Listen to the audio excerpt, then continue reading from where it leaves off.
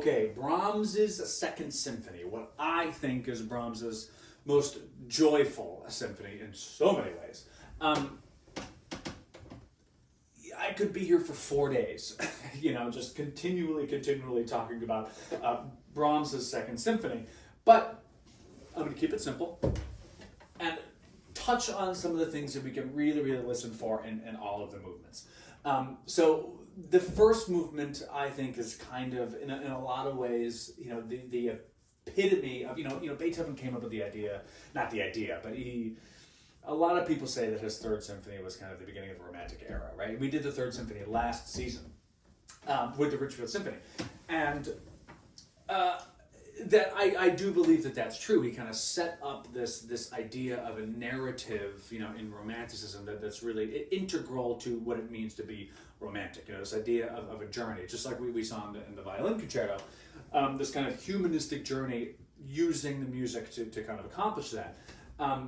And this, for some reason, when I first started studying this, years ago, I couldn't stop thinking about Beethoven's Third Symphony, because I feel like this is, Beethoven's Third Symphony and that idea kind of come to ultimate fruition, And it's also in 3/4, it's kind of in the same tempo. He uses some of the same techniques and the same different harmonies and ways to create tension and then release, and, the idea behind it, that hero's journey, is so prevalent and so kind of boom, right there in this piece. And of course it's there in Beethoven too. But it's really interesting to look back and see what Beethoven did, knowing that Brahms was very much aware, heavily aware of, the great Beethoven standing kind of over him, watching everything that he's writing. So we know that he was thinking about those things, and it's really just wonderful to hear. And so just for fun, I wasn't planning on doing this, but, if you listen to the Beethoven, that's the beginning of the Beethoven. The beginning here is...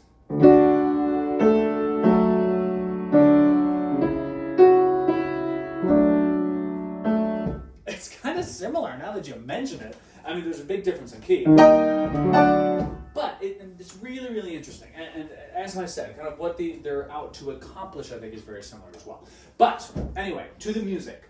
I do think that within the first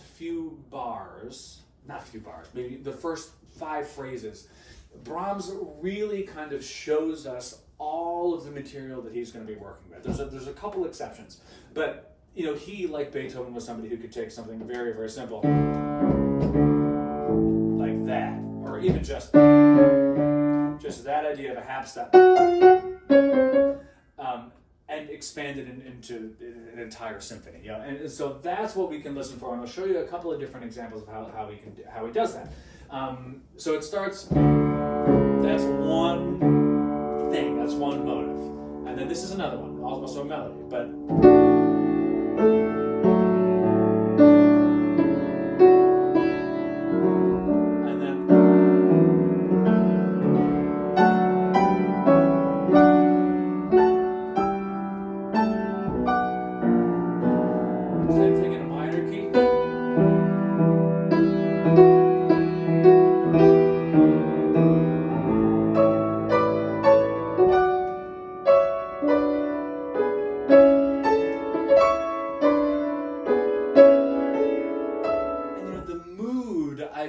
Is very relaxed and very. It's almost like the ideal.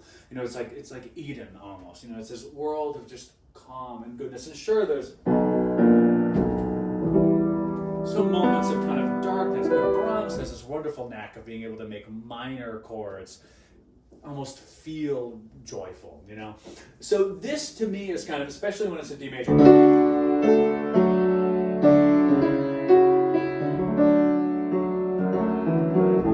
Is where we want to be. That's where this whole first movement is going to be searching for, And just to reiterate, we have this, and then we have,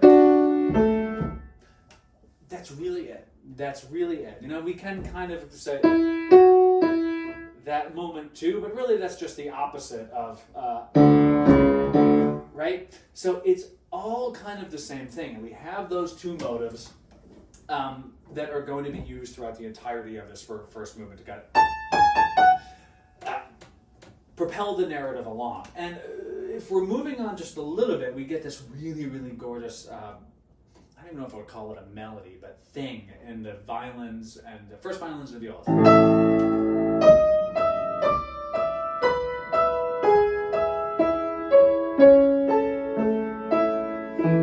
And what's interesting about it is we're in 3, right? So similar to the Moncayo, actually, there's so many ways to divide 6 beats. And in 3 we do have 6, 1 and 2 and 3, and so 1, 2, 3, 4, 5, 6.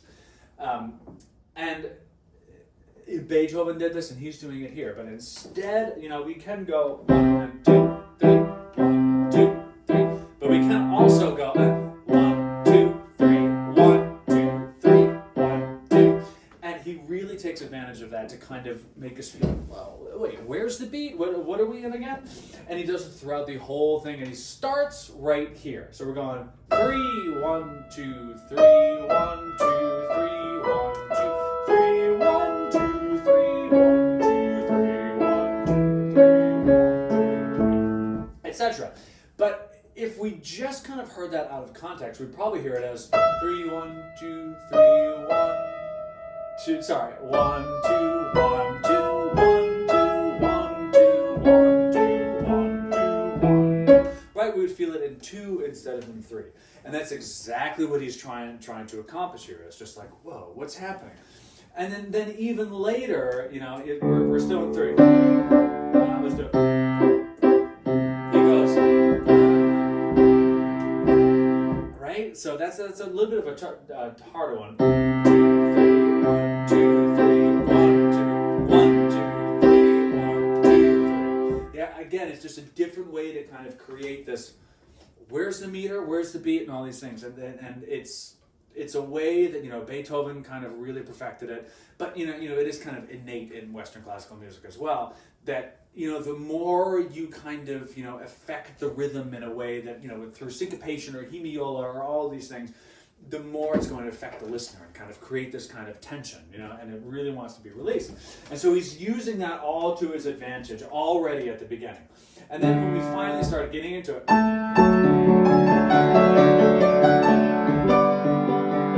guess what? That's this.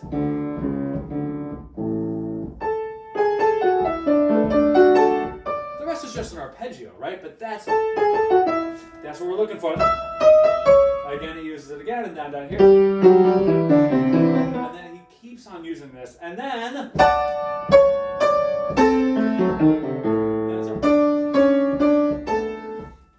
it permeates the entirety of the symphony. The next theme, the first movement. That's just the same thing put next to each other faster.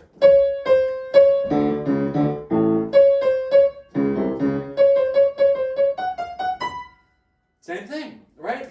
Now, when we get something new, and I promise I'm going to get out of the first movement in a little bit, but is right here. Nice little beautiful transition.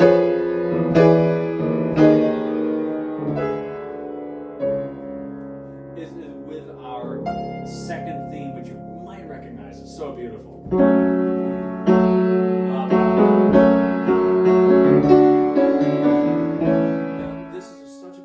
So indicative of Brahms. This kind of harmony right here. Really nice, right? Not so bad. Easy peasy. And then, oh, what a transition.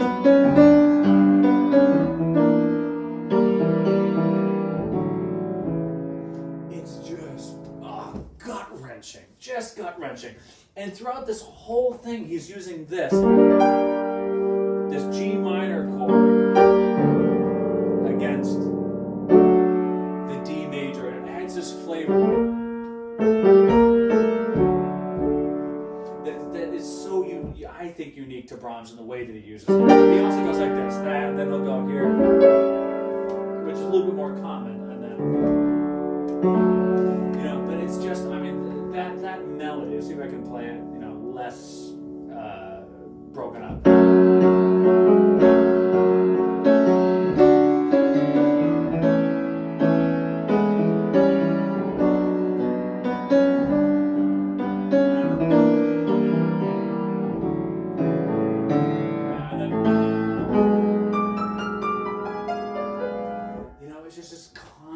kind of give and take, give and take, give and take.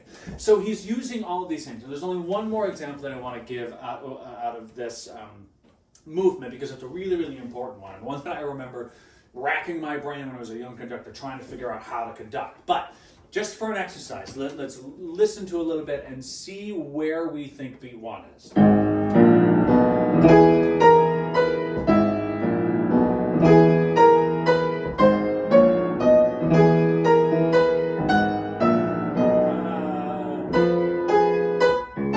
You get the idea, right? One would assume that's probably a 1, 2, 3, 1, 2, 3, 1, 2, 3, 1, 2, 3, 1, 2, 3, right? Of course, it's not. It's 1, 2, 3, 1, 2, 3, 1, 2, 3, 1, 2, 3, 1. And it's just, there's no way that you could tell. The way that he gets into it, your brain is just telling you that's where the beat is. Ba-dee-dim-ba, but it's not. Ba-da-dim-ba. So it's just the way that he's able to accomplish that without us knowing at all. You know, he's hiding his craft in a way that is so remarkable. And then eventually, you know, when he comes out of it, it's a huge surprise because we thought that we were on a beat, that we weren't, you know? But it does give this kind of sense of resolve. Now, all of this happens, there's this huge fight and so many beautiful things that happen, and I wish I had so much more time to kind of talk about moments like this. Again, there's that thing, and then it's just searching for something, and this is so beautiful. And then we're like, where are we going? I don't know, but it's here.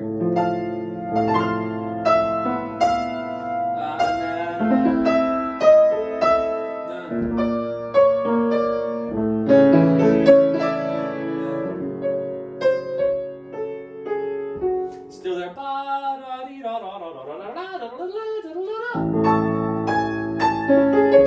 And it doesn't get much more beautiful than that. And then one of those most remarkable things, I think. Same kind of thing. And then this just kills me. I love it.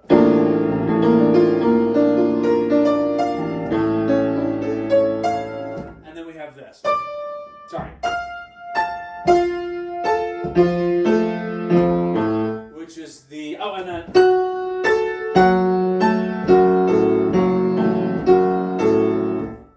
that's kind of this cataclysmic moment that I've talked about before, the kind of, you know, climax of the piece, really. And that's obviously from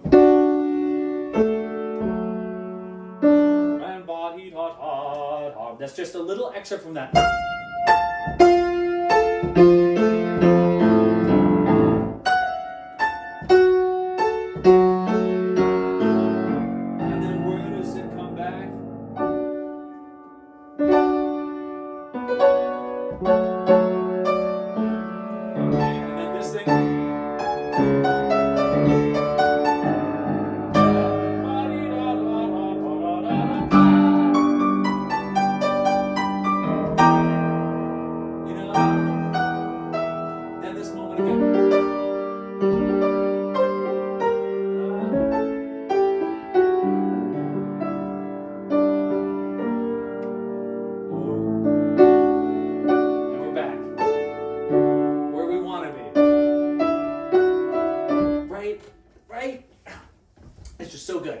But still, we're not quite done, right? We're not quite done. At the end of this movement, which is such a remarkable thing. Okay, right here. He uses the first horn, but he also uses in his first symphony, I like to think of the horn, bam, be da da, whatever it is, as almost the voice of God. You know, this kind of, you know, this being that has come to kind of bring goodness and serenity and joy with it. You know, here I think it's a little bit different, but he still uses the horn as this kind of this. It starts here. This is very at the end. This is when the piece should have ended, but he goes on into this coda. And this is the horn, really searching what's going on. Where am I? Still going.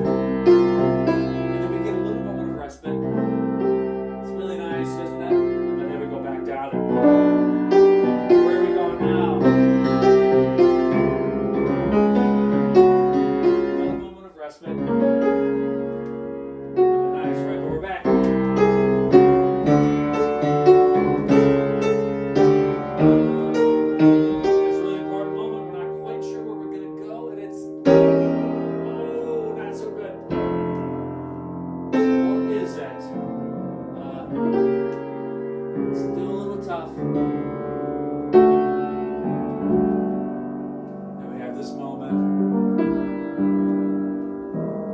Oh, sorry.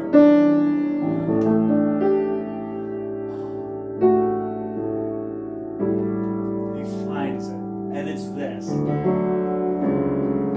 melody that we wanted to get to.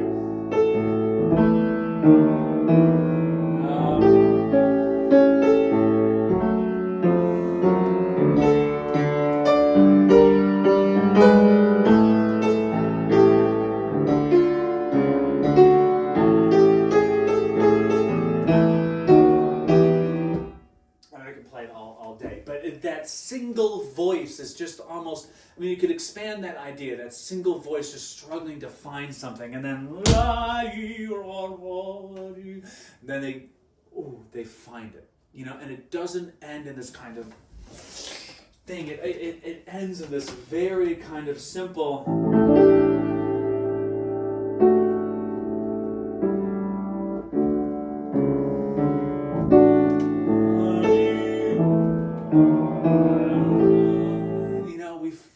We find our home, you know, and that's what the season, this whole season is all about. It's just finding our home, and that is such an incredible representation of, I think, a single voice kind of being able to find home, you know, and that, you know, I was going to talk a lot about the other movements, but I think that might be enough, because that is really what the entire symphony is all about, right? Is finding that idea of home and being defiant against the darkness that can so easily kind of creep into our lives. But just to go through, the next movement is slow, adagio non troppo, and what's really interesting, I think, about it, one thing to listen for is this. I don't want to...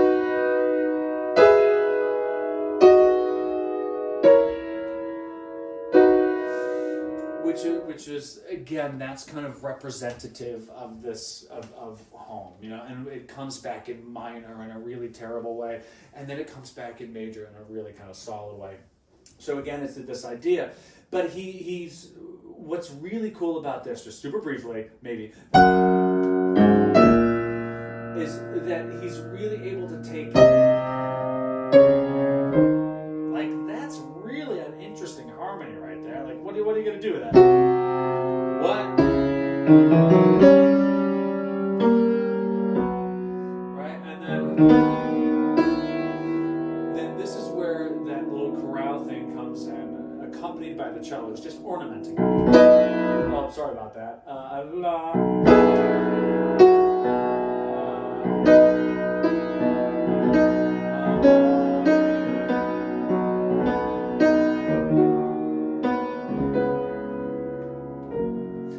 But what he's doing is he's kind of just, and it's kind of complicated, but two things is that he's taking these really seemingly actually pretty normal harmonies, you know, he's going back and forth from you know, some half diminished things, but he's leaving out chord tones and he's putting them in weird inversions so that our ear just really can't quite place what key we're in until he really wants us to, you know. And that's kind of, you know, there's moments in his serenades that remind me of this movement, in that it's this kind of, you know, again, kind of a person just wandering, and then all of a sudden, you know, this beautiful vista will just open up before them. It happens so many times in this, and you know, then a storm cloud will all of a sudden come, and it's so seamless and so kind of inevitable that it's just a remarkable movement, and a really famous one. And has so much meaning to it, just as much meaning as the first movement. It's a very dense symphony. Juxtaposed against the third movement, which is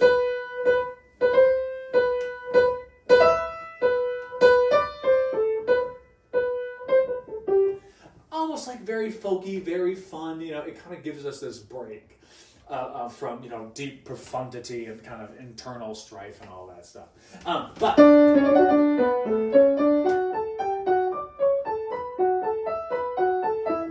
we're all waiting for the last movement, I know. And there's really not too much to say about this other than it's so remarkably joyful. The more that I study this piece, and the more I'm, you know, looking at what's going on in the second bassoon at measure 312 or whatever it is, the more I realize that, you know, the joyfulness and, you know, just the sheer kind of energy.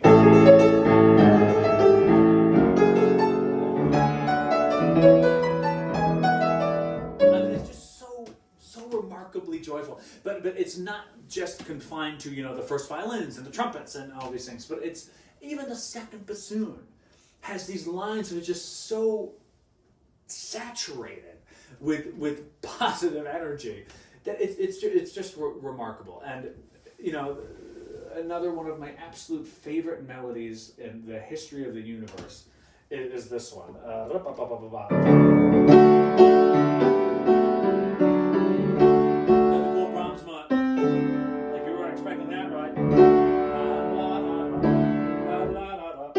Whatever it is, but yeah, it's just that melody. I mean, you'll hear it, but it's just that is our true home, yeah, and that's what ends the symphony, and that idea.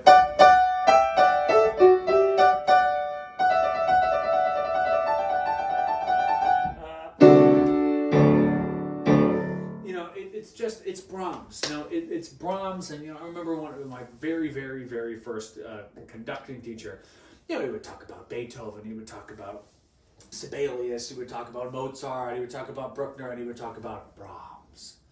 You know, and there's just something so remarkable and so special about his music. Yeah, and there's not too much more than that. It's every movement is just jam-packed with so much emotion and so much of a journey, and it's all about finding a home. You know, it's all about finding home. It's about being defiant enough to have that defiance to search for that home for yourself. And how he accomplishes that through music is just absolutely, I mean, you know, unspeakably amazing. So I hope you enjoy it. I think you will. And we'll see you there. That's December 6th at Ridgefield High School at 7:30. Thanks so much.